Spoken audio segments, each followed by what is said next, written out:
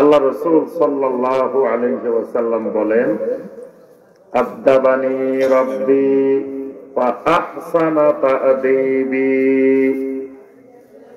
আদাবানি রাব্বি, আমার রব আমাকে আদব শিক্ষা দিয়েছেন, খালি সাধারণ আদব নয়, ওয়া আহসানা তা'দীবি, আদবের মধ্যে সবচাইতে সুন্দর, সবচাইতে উত্তম আদবটা আমার রব আমাকে শিখিয়ে দিয়েছেন। সুবহানাল্লাহ। এই জন্য আল্লাহ রাসূল সাল্লাল্লাহু আলাইহি ওয়াসাল্লামের চাইতে বড় আদবওয়ালা দুনিয়াতে আর আসেও নাই, কিয়ামত পর্যন্ত আর আসবেনও না। আল্লাহর জমিনে সবচাইতে বড় আদবওয়ালা এবং যিনি দুনিয়ার মানুষের আদবের শিক্ষক, তিনি হলেন মুহাম্মদুর রাসূলুল্লাহ সাল্লাল্লাহু আলাইহি ওয়াসাল্লাম। এই কারণে আল্লাহ রাব্বুল আলামিন সূরা আল কলমের 4 নম্বর আয়াতে কারিমায় আল্লাহ পাক বলছেন, ইন্নাকা লাআলা খুলুকিন আযীম। ও নবী, আপনাকে আমি খালি চরিত্রবান বানাই নাই, আপনাকে এমন এক চরিত্র দিয়ে আমি দুনিয়ায় পাঠাইছি, যেই চরিত্রটা হলো খুলুকে আযীম, মহান চরিত্র। খালি উত্তম চরিত্র না, এক মহান চরিত্র দিয়ে আপনাকে পাঠাইছি। সুবহানাল্লাহ। আল্লাহ রাব্বুল আলামিন হইলেন আযীম, ওয়া হুয়া রাব্বুল আরশিল আযীম। আরশ হলো আযীম, কোরআন হলো আযীম। নবী সাল্লাল্লাহু আলাইহি ওয়াসাল্লামকে যেই চরিত্র দেওয়া হয়েছে, সেই চরিত্রটাও হলো খুলুকে আযীম, মহান চরিত্র দিয়ে আল্লাহ রাব্বুল আলামিন নবী সাল্লাল্লাহু আলাইহি ওয়াসাল্লামকে পাঠিয়েছেন। এই আখলাকের, এই চরিত্রের অন্যতম দিক হলো আদব। যার ভিতরে আদব আছে আমরা বলি যে এই লোকটা চরিত্রবান। যার ভিতরে আদব নাই আমরা বলি লোকটার চরিত্র ঠিক নেই। তাহলে এই আদব, এটা একজন মুসলিমের জন্য, ঈমানের জন্য খুবই গুরুত্বপূর্ণ একটি বিষয়। এই জন্য আমাদেরকে সবসময় আদবের দিকে খেয়াল রাখা দরকার। সর্বপ্রথম আমাকে আপনাকে আদবশীল হইতে হবে, আদব রক্ষা করতে হবে। যিনি আমার রব্বে কারীম, যিনি আমার খালেক, যিনি আমার মালিক, যিনি আমার একমাত্র রব, সে আল্লাহ রাব্বুল আলামিনের সাথে প্রথমে আমার আদব রক্ষা করা লাগবে। এক নম্বরে সবার আগে যার সাথে আমার আদব রক্ষা করতে হবে তিনি হলেন আমার রব। আল্লাহ রাব্বুল আলামিনের সাথে বান্দার আদব। আল্লাহ রাব্বুল আলামিন বান্দাকে সবচাইতে সুন্দর গড়ন দিয়ে আল্লাহ রাব্বুল আলামিন সৃষ্টি করেছেন। আমাকে আপনাকে বানাইছেন কে? আল্লাহ রাব্বুল আলামিন বলেন, বান্দা তোমাকে শুধু আমি বানাই নাই, ইয়া আইয়ুহাল ইনসান মা গাররাকা বিরাব্বিকাল কারীম আল্লাযী খালাকাকা ফাসাওয়াকা ফাআদালাক ফি আইয়ি সূরাতিন মা শাআ রাক্কাবাক। আল্লাহ রাব্বুল আলামিন বলেন, আমি তোমাকে সৃষ্টি করেছি, এরপরে তোমাকে আমি সুবিন্যস্ত করেছি। তোমার কোন জিনিসটা কোন জায়গায় দেওয়া দরকার, কোন জিনিসটা কোন জায়গায় দিলে তোমাকে সুন্দর দেখা যাবে, ওই জিনিসটাকে আমি ওই জায়গায় স্থাপন করেছি। তোমার চোখগুলো কোথায় দিলে সুন্দর দেখা যাবে? তোমার চোখ দুটাকে ওই জায়গায় দিয়েছি।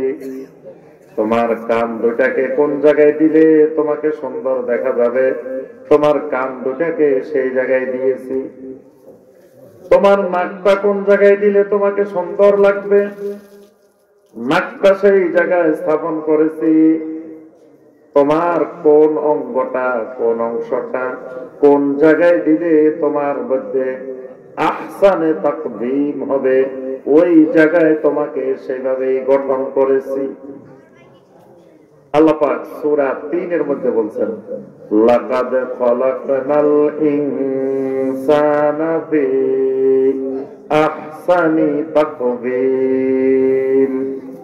আল্লাহ রাব্বুল আলামিন বলেন, বান্দা তোমাকে এমন এক গড়ন দিয়েছি, যে গড়নটা হলো আহসান তাকবীম, সমস্ত সৃষ্টির মধ্যে সবচাইতে সুন্দর গড়নটা তোমাকে দিয়েছি।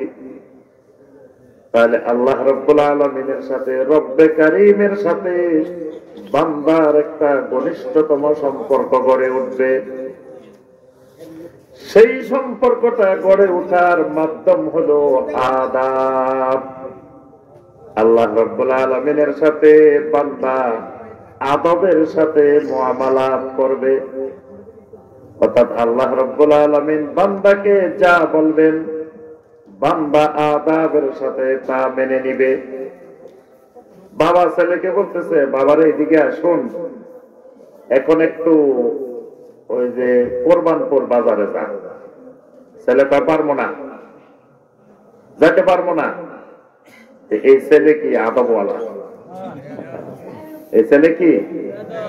আল্লাহ রাব্বুল আলামিন যখন বান্দাকে বলেন, বান্দারে এখন তুমি সালাত কায়েম করো, বান্দা কয় না, কায়েম করবো না। এটা আদবওয়ালা বান্দা। আল্লাহ রাব্বুল আলামিন বান্দাকে বলেন, বান্দা খবরদার, পর্দাবিহীন হিজাববিহীন রাস্তায় বাহির হইও না। যখন তুমি রাস্তায় বাহির হইবা, পর্দার সাথে হিজাবের সাথে বাহির হও। এখন বান্দা কয় না, আমি পর্দা করবো না। আদব নেই, আল্লাহ রাব্বুল আলামিনের সাথে আদব নাই। আল্লাহ রাব্বুল আলামিন বান্দাকে বলেন, বান্দা মাদক হলো নাপাক, মাদক হলো মিন আমালিশ শাইতান, এটা হলো শয়তানের কাজ।